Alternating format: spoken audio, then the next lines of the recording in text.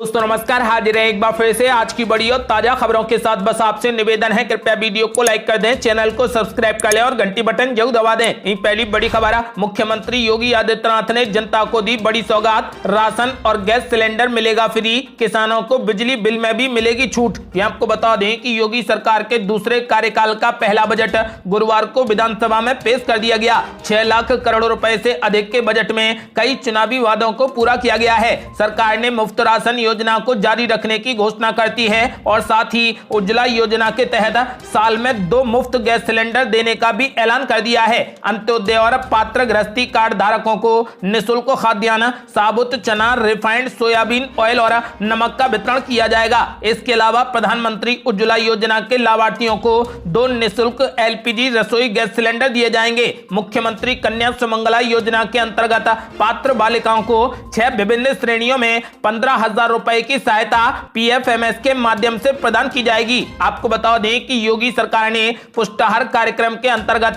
समन्वित बाल विकास योजना के अंतर्गत राज्य सरकार द्वारा दिए जाने वाले पोषाहार हेतु 1675 करोड़ 29 लाख रुपए की व्यवस्था की है। 2022 विधानसभा चुनाव के लिए किए गए वादे के मुताबिक किसानों को सिंचाई के लिए बिजली बिल में 50% की छूट की घोषणा की गई है। वित्त वर्ष 2022-23 में 15,000 ट्यूबवेल की स्थापना भी की जाएगी। आपको बता दें कि फिलहाल मुख्यमंत्री योगी आदित्यनाथ की सरकार ने अपना पहला बजट जारी कर दिया है, जिसमें मुफ्त राशन, 2 रसोई गैस सिलेंडर फ्री और बिजली बिल में 50% की छूट का ऐलान कर दिया गया है। और बड़ी खबर है, अब बुजुर्गों और दिव्यांगों को 1,000 रुपए महीना मिलेगी पेंशन। संतों और पुजारियों के लिए बनेगा बोर्ड, सामाजिक सुरक्षा के भी किए ऐलान। आपको बता दें कि उत्तर प्रदेश के वित्त मंत्री सुरेश खन्ना ने विधानसभा में योगी सरकार के दूसरे कार्यकाल का पहला बजट पेश कर दिया। 6,15,518 करोड़ 97 लाख रुपए के बजट में योगी सरकार ने सामाजिक सुरक्षा के लिए कई बड़े ऐलान किए हैं। बुजुर्गों, दिव्यांगों और निराश्रित महिलाओं के लिए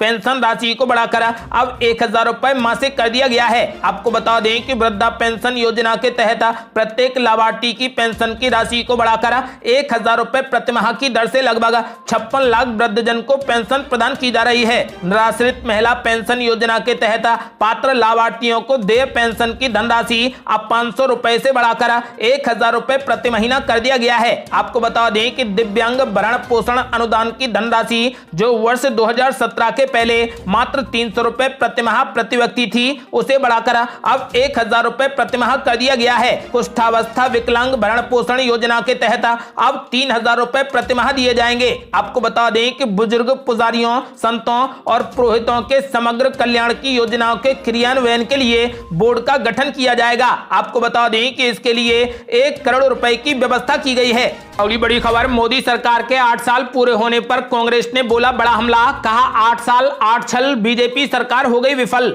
आपको बता दें कि मोदी सरकार के आज 8 साल पूरे हो गए हैं। आज ही के दिन पीएम मोदी ने साल 2014 में देश के 15वें प्रधानमंत्री के रूप में शपथ ली थी। इस मौके पर जहां पर बीजेपी की तरफ से आयोजन कर सरकार की उपलब्धियों को बताने का प्रयास किया जा रहा है, तो वहीं दूसरी तरफ विपक्षी कांग्रेस पार्टी ने उनके 8 साल के कार्यकाल को पूरे तरीके से विफल करार दिया है। कांग्रेस ने इस मौके पर एक नया नारा भी जारी कर दिया है, कहा कि 8 साल 8 छल मोदी सरकार विफल। साथ ही आंतरिक मोर्चे से लेकर अर्थव्यवस्था तक मोदी सरकार को सवालों के जरिए कांग्रेस घेरने का प्रयास कर रही है। कांग्रेस नेता रणदीप सिंह सुरजेवाला और अजय माकन ने इस मौके पर प्रेस कॉन्फ्रेंस कर मोदी सरकार पर निशाना साधा और नया नारा जारी किया। सुरजेवाला ने कहा कि मोदी जी आए तो अच्छे दिन नहीं, बल्कि बेरोजगारी और महंगाई के दिन लेकर आए। उन्होंने कहा कि छल कपट, झूठ और नफरत का सहारा ले रहे हैं। अब किसानों की आमदनी और लोगों पर बुलडोजर चलाने वाले हैं, अब सिर्फ जुमले दिए जा रहे हैं। वहीं अजय माकन ने सरकार से इस मौके पर पूछा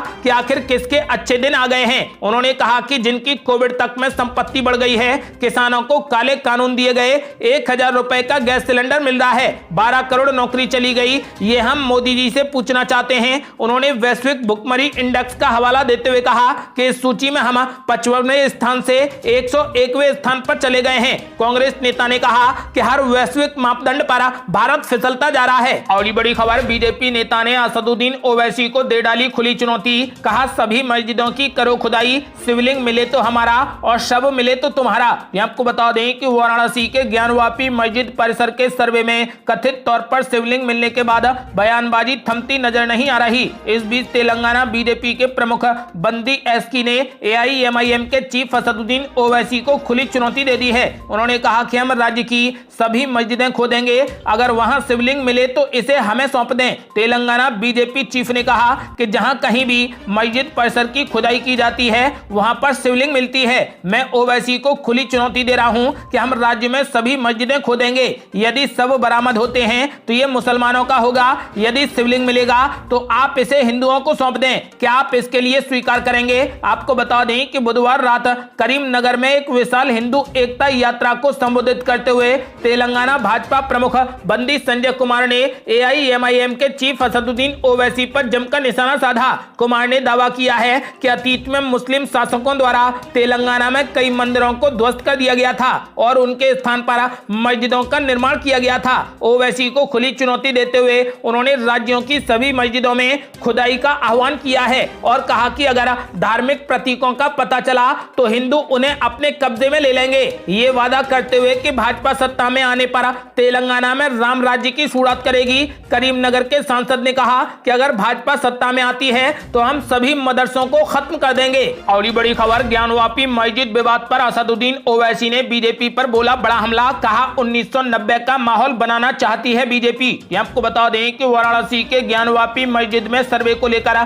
बहस जारी है। इसी बीच एआईएमआईएम के चीफ असदुद्दीन ओवैसी ने भी इस मामले पर बड़ा बयान दिया है, जिसमें उन्होंने कहा कि बीजेपी नफरत की राजनीति करती है। साथ ही ओवैसी ने कहा कि पीएम मोदी को इस मसले पर बोलना चाहिए। ज्ञानवापी मस्जिद पर ओवैसी ने कहा कि साजिश तो नकवी की पार्टी कर रही है। उनकी सरकार को कोर्ट को 1991 के संसद के फैसले के बारे में बताना चाहिए था, लेकिन आप नफरत की राजनीति करते हैं इसलिए खामोश हैं। इस मसले को बीजेपी तूल दे रही है। वो दोबारा 1990 के माहौल को पैदा करना चाहते हैं। प्रधानमंत्री को बोलना चाहिए निचली कोर्ट का फैसला गलत है। मस्जिदों के बाहर कैमरे लगाने के अपने बयान पर असदुद्दीन ओवैसी ने कहा कि पूरे भारत के मुसलमानों और मंदिरों से भी अपील है कि जो भी जुलूस निकले अच्छे कैमरे लगाइए, क्योंकि पुलिस अंधी है, हर गलती मुसलमान करता है। यूपी में बुलडोजर विवाद पर उन्होंने कहा कि हिंदी पट्टी के मुसलमान मेरी बात समझें, जो आपके वोटों की दलाली करते हैं उन्हें पहचाने।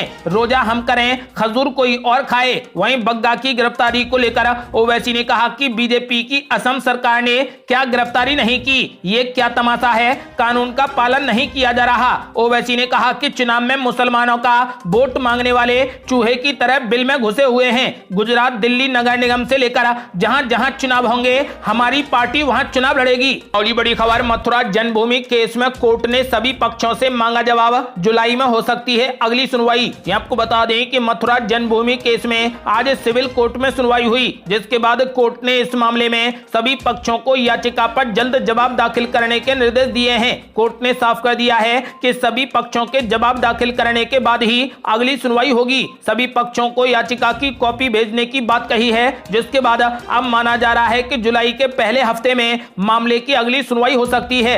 श्री कृष्ण जन्मभूमि मामले पर हिंदू पक्ष के वकील ने बताया कि हमने कोर्ट में अपने दावे को रखा, जिसके बाद कोर्ट ने भी मान लिया है कि मामले की भी आगे सुनवाई होगी। सभी याचिकाकर्ताओं को निर्देशित किया गया है कि वो तुरंत अपना जवाब दाखिल करें। हम चाहते हैं कि ये मुद्दा जल्द से जल्द निपटे, फिर चाहे कोई भी फैसला आए। इस मामले में कुल 4 प्रतिवादी हैं। उन्होंने कहा कि ठाकुर जी की प्रॉपर्टी को ईदगाह को देना गलत था, जो समझौता हुआ था वो सही नहीं था। उस परिसर में जो भी अवैध निर्माण है उसके खिलाफ कार्रवाई होनी चाहिए। अगर उसमें मस्जिद भी आएगी तो मस्जिद को भी हटाया जाएगा। और ये बड़ी खबर, मुख्यमंत्री अशोक गहलोत के सलाहकार संयम लोढ़ा का बड़ा ऐलान। बोले कुमार विश्वास और कन्हैया कुमार को राजस्थान से राज्यसभा भेजे कांग्रेस। आपको बता दें कि राजस्थान की सिरोही विधानसभा सीट से विधायक और मुख्यमंत्री अशोक गहलोत के राजनीतिक सलाहकार संयम लोढ़ा ने 10 जून को राजस्थान की 4 राज्यसभा सीटों पर प्रस्तावित चुनाव में प्रियंका गांधी के साथ ही आम आदमी पार्टी के पूर्व नेता कुमार विश्वास और पूर्व लेफ्ट नेता कन्हैया कुमार को राजस्थान से राज्यसभा में भेजने की पैरवी की है। संयम लोढ़ा के इस ट्वीट ने राजस्थान के राज्यसभा चुनाव को और भी दिलचस्प बना दिया है। गौरतलब है कि अब तक प्रियंका गांधी के साथ ही कांग्रेस के कई पुराने और नए चेहरों का नाम राज्यसभा चुनाव के लिए चर्चा में था। गुलाम नबी आजाद, अजय माकन, आनंद शर्मा के साथ ही राजस्थान से भंवर जितेंद्र का नाम राज्यसभा के लिए सुर्खियों में है। आपको बता दें कि दूसरी ओर आदिवासी बहुल क्षेत्र उदयपुर में आयोजित कांग्रेस के चिंतन शिविर के बाद राज्यसभा चुनाव में कांग्रेस द्वारा आदिवासी कार्ड खेलने की अटकलें भी लगाई जा रही हैं, लेकिन निर्दलीय विधायक संयम लोढ़ा ने इन तमाम अटकलों को एक नई हवा दे दी है। संयम लोढ़ा ने कहा कि शासकीय नीतियों को जन अपेक्षाओं के अनुरूप बनाने हेतु केंद्र की सत्ता को बाध्य करने हेतु राज्यसभा के आगामी चुनाव में प्रियंका गांधी, कुमार विश्वास और कन्हैया कुमार को राज्यसभा में अवसर दिए जाने पर विचार किया जाना चाहिए। और बड़ी खबर, हार्दिक पटेल का बड़ा ऐलान। बोले अगर गुजराती 30 साल से किसी एक पार्टी को चुन रहे हैं तो उसने जरूर अच्छा काम किया होगा। ये आपको बता दें कि गुजरात के युवा नेता हार्दिक पटेल कांग्रेस से इस्तीफा देने के बाद किस पार्टी में जाएंगे, इसको लेकर फिलहाल सस्पेंस बरकरार है। पटेल ने अभी तक अपने पत्ते नहीं खोले हैं, लेकिन वो बार बार बीजेपी और आम आदमी पार्टी की तारीफ करते दिखते हैं। आपको बता दें कि हार्दिक पटेल ने कहा कि गुजरात की जनता अगर किसी एक पार्टी को पिछले 30 साल से सत्ता में ला रही है तो उस पार्टी ने जरूर कुछ न कुछ अच्छा काम किया होगा। हार्दिक का इशारा बीजेपी की तरफ है। हालांकि उन्होंने अभी तक ये साफ नहीं कहा है कि वो बीजेपी ज्वाइन करने वाले हैं, लेकिन मानना ऐसा है कि जल्द ही हार्दिक पटेल बीजेपी में शामिल होंगे। आपका क्या मानना है, क्या हार्दिक पटेल बीजेपी में शामिल होंगे? अपनी राय हमें वीडियो लाइक कर कमेंट बॉक्स में जरूर दें। ये थी अब तक की बेहद बड़ी खबरें। यदि आपने अभी तक हमारे चैनल को सब्सक्राइब नहीं किया है तो कृपया चैनल को सब्सक्राइब कर घंटी बटन जरूर दबा दें। जल्दी मिलते हैं बड़ी अपडेट के साथ, तब तक के लिए जय हिंद, जय भारत।